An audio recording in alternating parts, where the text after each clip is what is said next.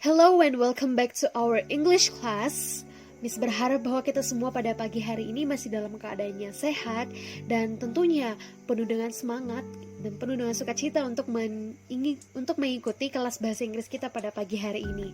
Nah, anak-anak, tadi kalian sudah mengerjakan latihan quizzes untuk mereview materi kita kemarin terkait dengan recount text. Nah, anak-anak, sebelum kita masuk ke dalam materi pada hari ini, karena materi pada hari ini kita akan belajar struktur dari recount text. Tapi sebelum kita masuk, before we go deeper to the materials, kita akan melihat kembali soal-soal yang tadi yang sudah kita pelajari bersama-sama. Jadi, yang pertama, what is recount text? Kalau misalnya kalian ingat, tadi salah satu soalnya adalah apa itu recount text gitu. Nah, recount text adalah teks yang menceritakan kejadian atau peristiwa yang sudah terjadi di masa lampau. Jadi, itu adalah recount text.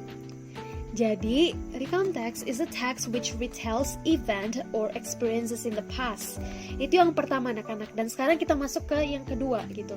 Yang kedua, tadi salah satu soalnya itu adalah below are the social functions of recount text except. Nah, di bawah adalah social functions dari recount text kecuali apa? Kecuali to make sure that the readers have the same story or feeling. Jadi kecuali untuk memastikan bahwa pembaca punya cerita yang sama atau perasaan yang sama terkait perasaan yang sama. Itu adalah hal yang tidak mungkin, anak-anak.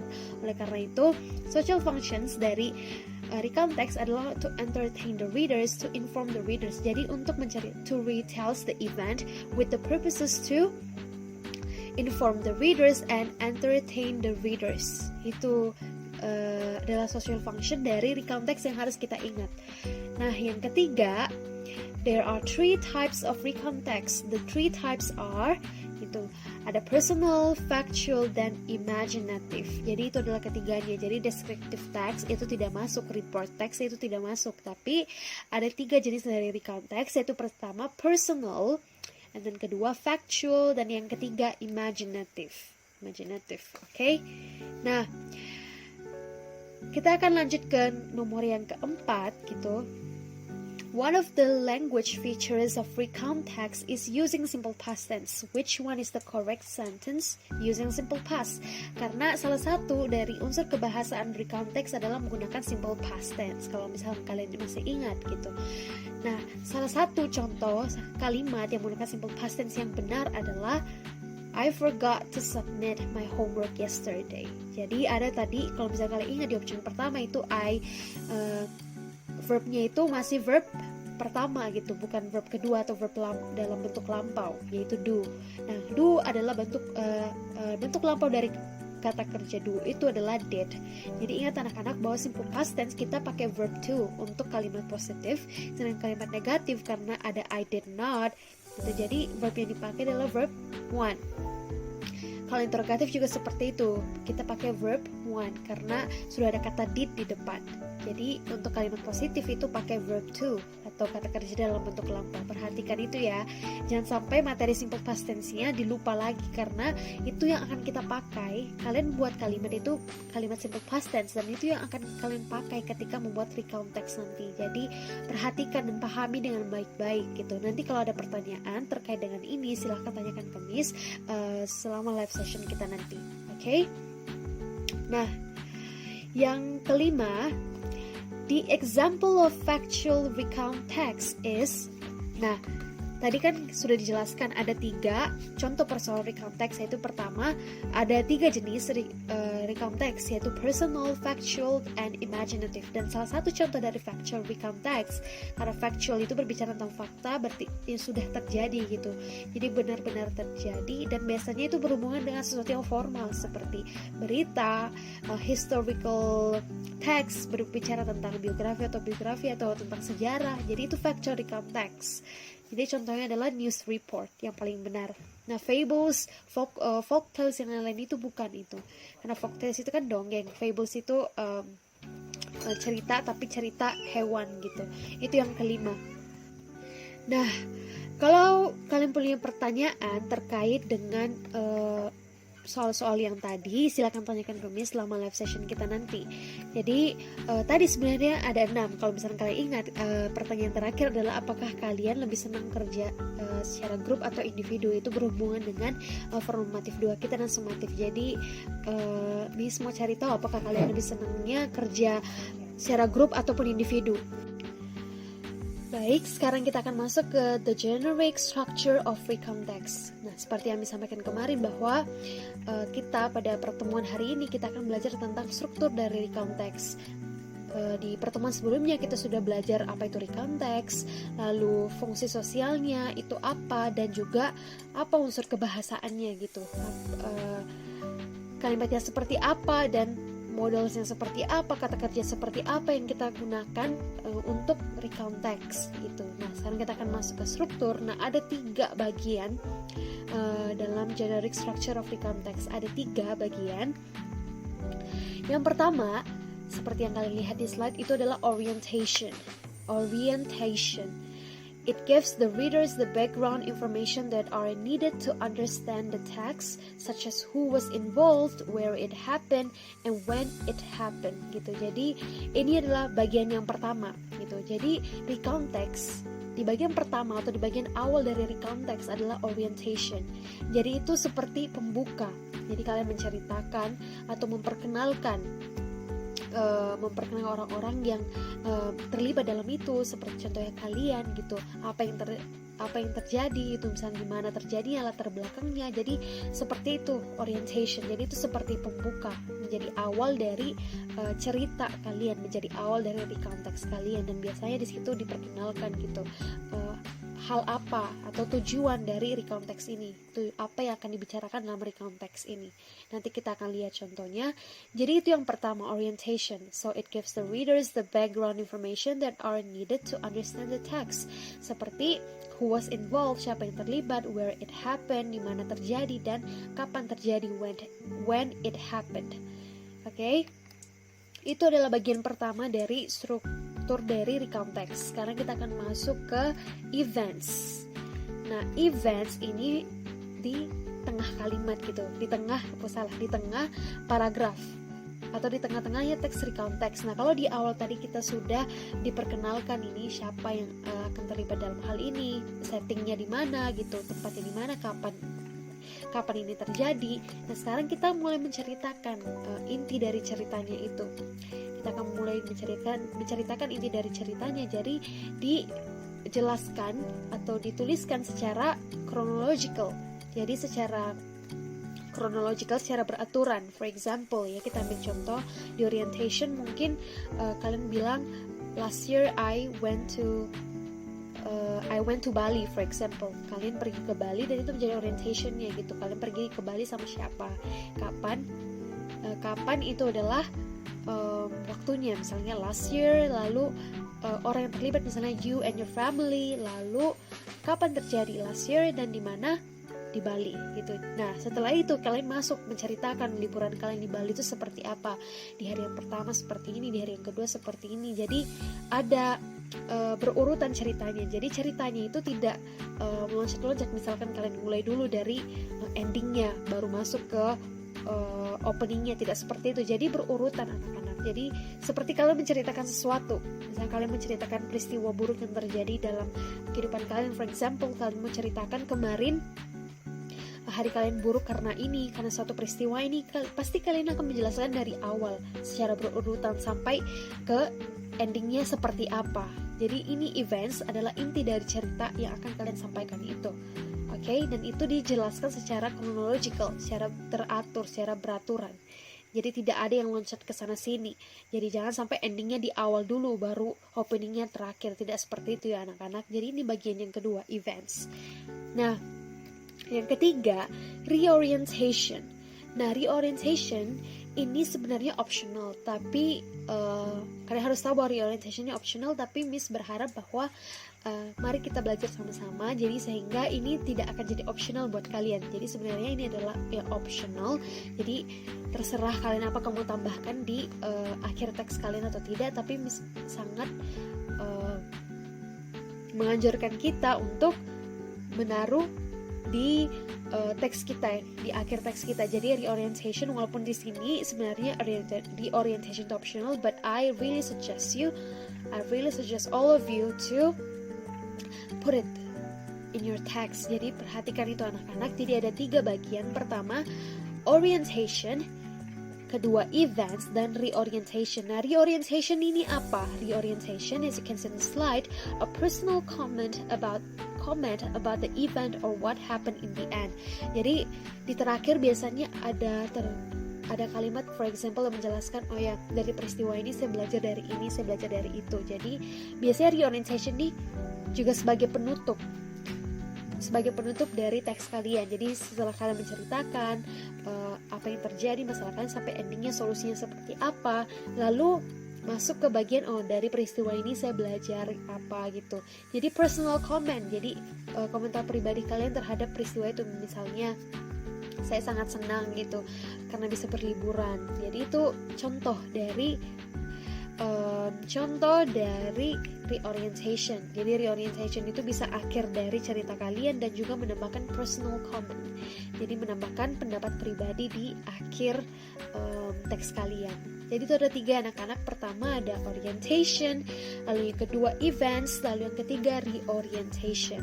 Nah, perhatikan itu, dipahami dengan baik. Kalau misalkan kalian masih kurang memahami gitu, nanti kalian bisa tanyakan lewat live session. Jadi dicatat saja apa yang kalian ingin tanyakan supaya kalian tidak lupa gitu. Jadi ingat, pertama orientation, kedua events, and the last one is reorientation.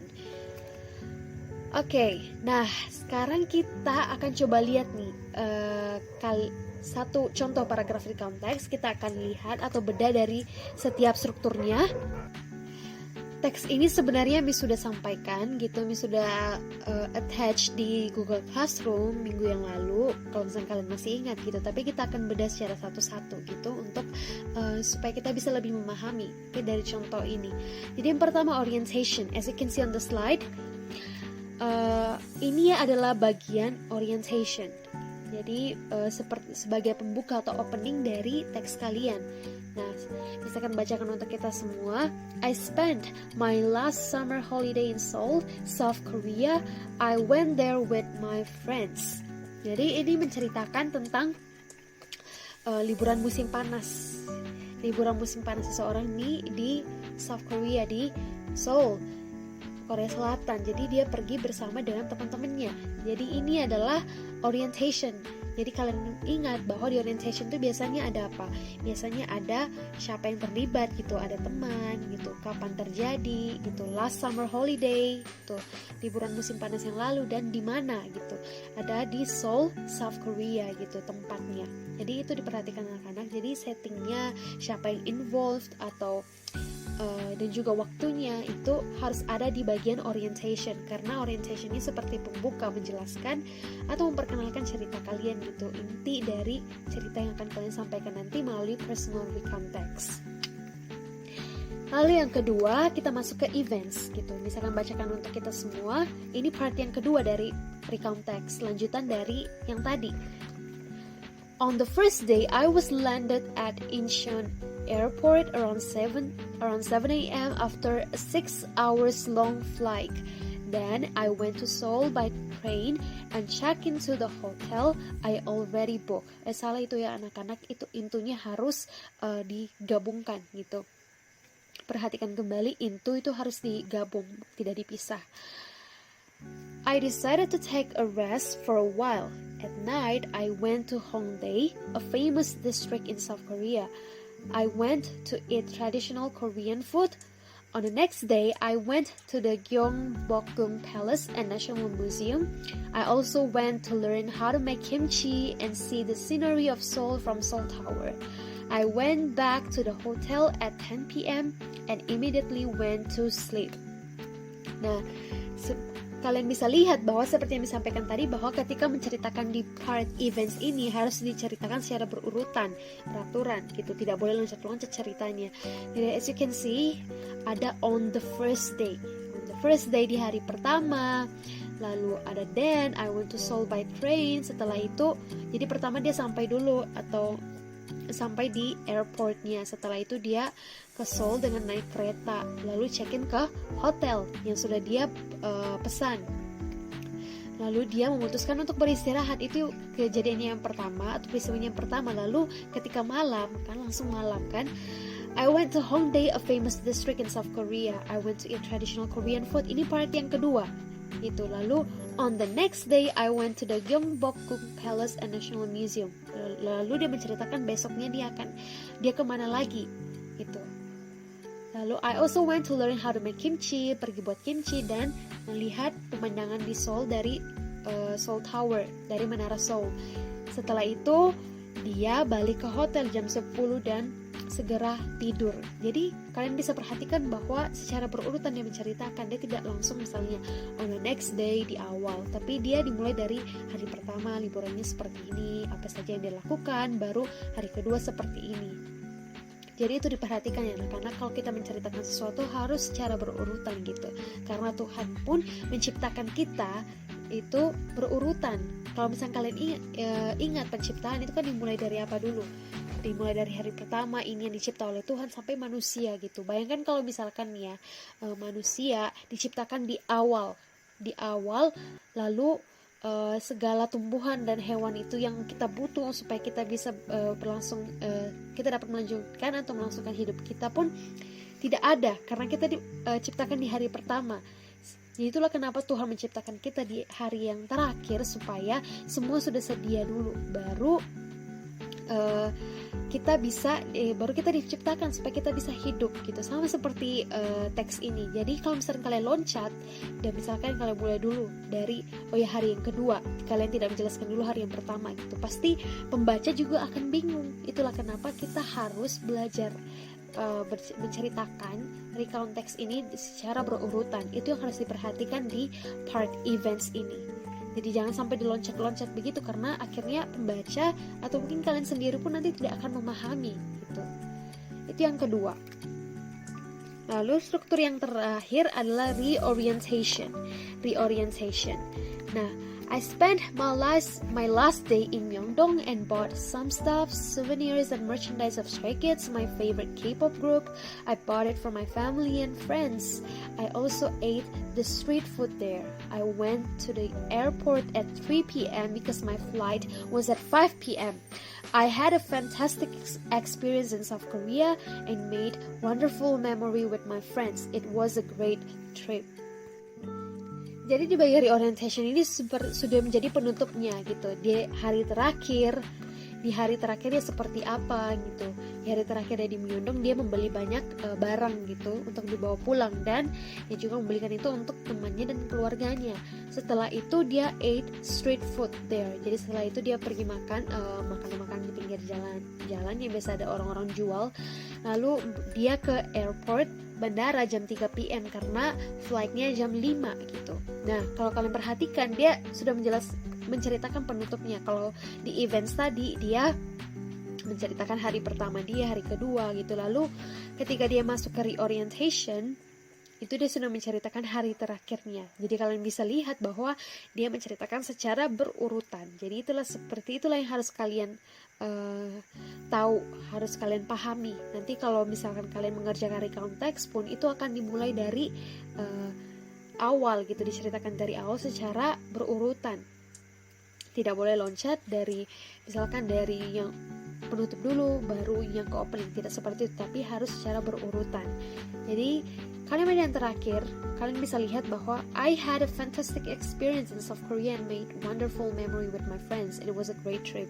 Jadi ini di optional. Ini adalah bagian reorientationnya optional. Perhatikan,